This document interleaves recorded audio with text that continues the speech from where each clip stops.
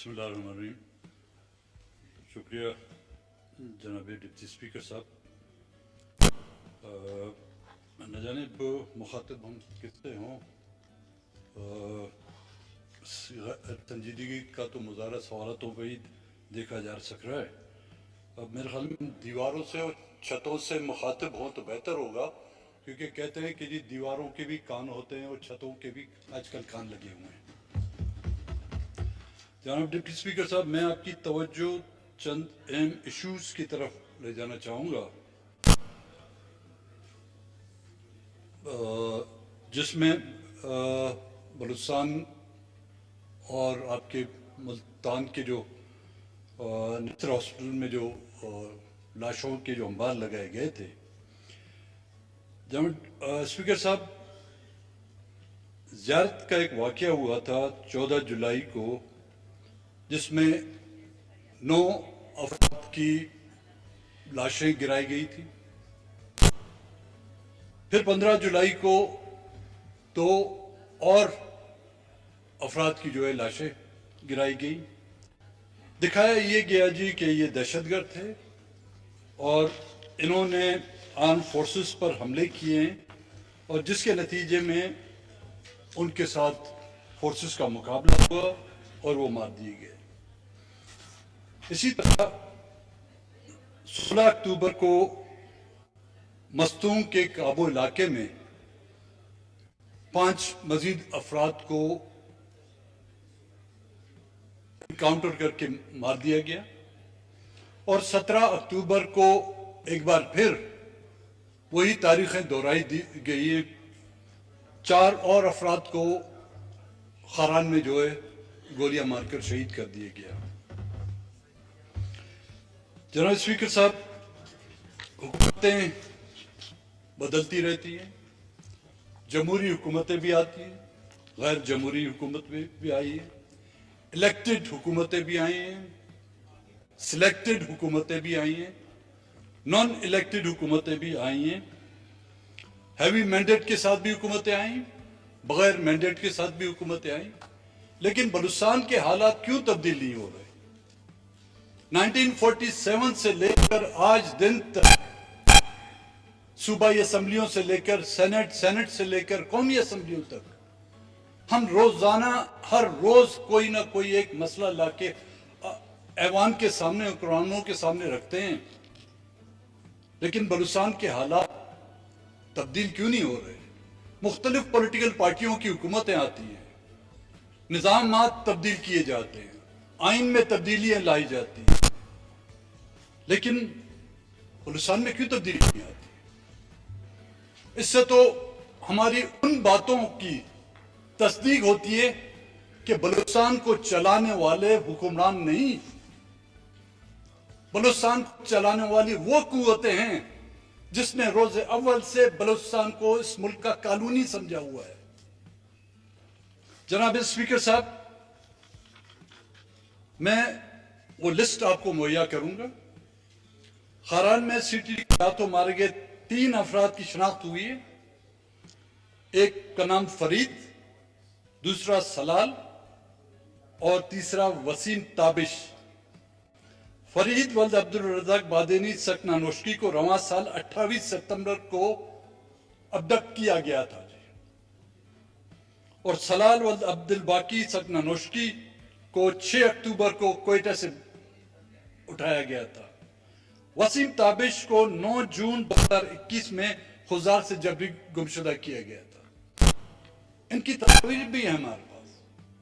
वसीम ताबिश एक स्टूडेंट था और उसका गुनाह और कसूर यह था कि उसने मिसिंग पर्संस के हक में कुछ शेर बोले थे। इस मुल्क में शायरी करना भी जुर्म है। इसकी मिसाल हबीब जालिब की कैद की वो दौर हमें याद आ रहे हैं। यहां पर लिखना भी गुनाह है, यहां पर बोलना भी गुनाह है। आप लिखें तो आप उठाए जाएंगे, आप बोलें तो आप उठाए जाएंगे, आप एहतजाज करें तो आप उठाए जाएंगे या गायब किए जाएंगे। कहीं हम इस मुल्क का नाम तब्दील तो नहीं करना चाहते? जिसको पाकिस्तान बनाया गया था उसको कहीं हम गायबिस्तान में तो नहीं करना चाहते। काबुल से जो लोग जिला मस्तूम में सिक्योरिटी फोर्स का लांगो, जिसके लवाकीन का कहना है कि हबीब रहमान को 7 साल कबल कोयटे से अगवा किया गया था और इसकी एफआईआर भी बेग थाने में दर्ज है। मुश्ताक वल्द अब्दुल रशीद, अली अहमद वल्द ताज मोहम्मद, हबीब रहमान वल्द अब्दुल समद, उबैदुल्ला सातकजी, मोहम्मद दाऊद वल्द शेर मोहम्मद, नियाज मोहम्मद वल्द अब्दुल बारी, उबैदुल्ला और मोहम्मद दाऊद के हवाले से शिकायत मौसूल हुई कि वो पहले से लापता थे, लेकिन फैमिली की तरफ से अभी तक कंफर्म नहीं हुआ। जनाब स्पीकर साहब, उबैदुल्ला जिसकी लाश काबू के इनकाउंटर में शो की गई है, जब हम पीटीआई के साथ इत्यादि थे तो ये लिस्ट मैंने मुहैया की थी, वो आपके रिकॉर्ड में भी हुई जनाब स्पीकर साहब। इसके सीरियल नंबर 159 पे 2008 अगस्त 2018 को मैंने ये लिस्ट मुहैया की थी और ये शख्स उबैदुल्ला वल्द सुल्तान मोहम्मद, जिससे मच से लापता किया गया था, 16 अक्टूबर को इसकी लाश जो है इनकाउंटर के सूरत में जो बाजियाब की गई है। अब और इसी तरह जियारत के जो वाकयात हुए जनरल स्पीकर साहब, हमने उस वक्त हुकूमत से गुजारिश की थी कि इसके लिए एक जुडिशल कमीशन सुप्रीम कोर्ट के सिटिंग जज की निगरानी में कायम किया जाए, लेकिन सूबाई हुकूमत ने लोकल सतह पर किसी जज को तैनात किया जिसकी अभी तक एक सुनवाई भी नहीं हुई। अब पता नहीं जनरल स्पीकर साहब ये कुव्वतें चाहती क्या है। हमें यहां से धकेल के वहां पे ले गए, वहां से फिर हम यहां पे आ गए। अब हमें कहां ले जाना चाहते हैं? हम वहां पे नहीं जाना चाहते जहां पर हमें धकेला जा रहा है। खुदा के वास्ते रहम करे, हमें उस स्टेज तक, उस हद तक ना धकेले कि जहां पर हम बलूचिस्तान के अक्सर नौजवान पॉइंट ऑफ नो रिटर्न तक पहुंच चुके हैं। आप दहशतगर्दी को तो शायद इन हथकंडों से खत्म कर सकें, दहशतगर्दों को आप, जिनको आप दहशत करते हैं, उनको आप खत्म कर सकें, लेकिन जो नफरत के बीज आप लोग बो रहे हैं, उस नफरत को दुनिया की कोई एटमी ताकत भी खत्म नहीं कर सकी। और ये नफरत इस हद तक पहुंच चुकी है जिसकी वजह से आपके मुल्क की बुनियादें भी हिल रही हैं। अगर इस मुल्क के वो हाकिम जिनकी जिम्मेदारी है कि इस मुल्क की बुनियादों को मजबूत करें, अगर वो खुद इसको दीमक की तरह चाट चाट कर खोखला कर रहे हैं, तो इसके जिम्मेदार हम नहीं, पहले भी वो थे, अब भी हुआ है। जेनोसाइड, लिटरली बलूचिस्तान में जेनोसाइड हो रहा है, नस्लकुशी की जा रही है हमारी। वो नस्लकुशी जो 1970 में बांग्लादेश में की गई थी, ये मैं नहीं कह रहा, आपके हमीदुर रहमान कमीशन की रिपोर्ट कह रही है, ये मैं नहीं कर रहा। कुछ दिन पहले अमेरिकन ऐवान में एक करारदाद पेश की गई थी जिसमें यह पेश किया गया कि पाकिस्तान के हुक्मरानों ने, पाकिस्तानी फौज ने बांग्लादेश में जेनोसाइड किया है। आज फिर वो तारीख दोहरा रहे हैं आप लोग बलूचिस्तान में। हम बंगालियों की तरह कितने ताकतवर नहीं, हमारी तादाद इतनी ज्यादा नहीं, हमारी तादाद से ज्यादा जो है हम, आपने हमारे नौजवानों के कब्रिस्तान खड़े कर दिए और कहते हैं कि जब भी हम हुक्मरान से बात करते हैं कहते हैं ये लोग तो जी अफगानिस्तान में, अफगानिस्तान से यहां पे कार्रवाई करके चले जाते हैं, फिर अफगानिस्तान। भाई एक जमाने में अफगानिस्तान तो आपके हाथ में नहीं था, अब तो माशाल्लाह अफगानिस्तान आपके बकौल, आपकी कोशिशों से जो वो आपका मुल्क का 5वां सूबा बन गया है और वहां पर आपके बगैर चाहते हुए कोई चिड़िया पर तक नहीं लगा सकती। तो कैसे अभी भी वो लोग अफगानिस्तान में बैठे हुए, वो एक की तादाद नहीं है, हजारों की तादाद है। अगर वो अफगानिस्तान में है तो उनके लिए माजर कैंप बनाए गए होंगे। क्या उनके लिए कोई वहां पर कोई माजर कैंप बनाया गया है जिसमें वो अभी तक है? लेकिन हैं अफगानिस्तान में, लाशें यहां से बरामद हो रही है।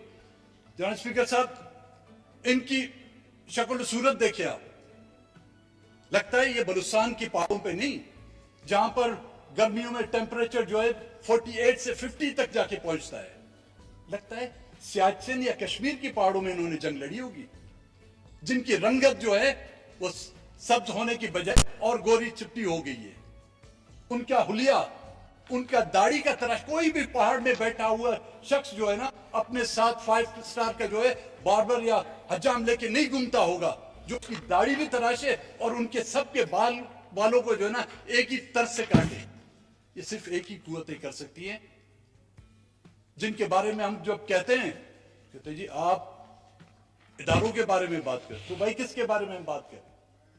ये आफत तो खुदा ने तो नहीं लाई है ना, इसके जिम्मेदार क्या यहाँ के हुक्मरान नहीं, वो कुव्वतें नहीं जिनके हाथों से रोजाना हमारी लाशें उठाई जाती है?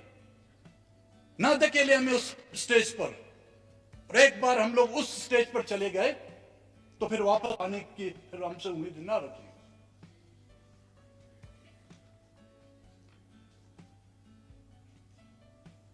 और अपनी कमजोरियों को,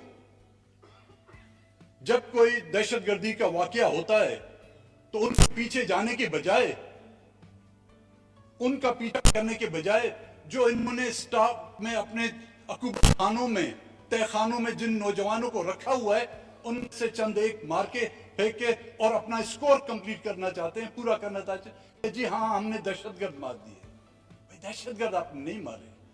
दहशतगर्द मारने के लिए जब आप जाने की जरूरत नहीं कर सकते, आप दहशतगर्दों के पीछा करने की जरूरत नहीं है आप लोगों में।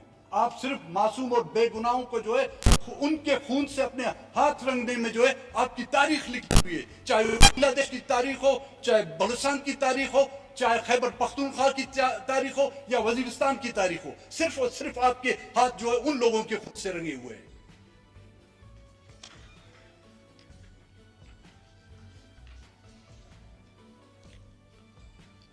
जो आपका मुल्तान का जो निश्तर हॉस्पिटल का जो वाकया,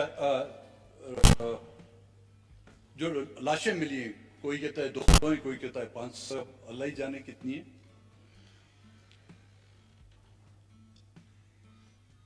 कौन है ये लोग?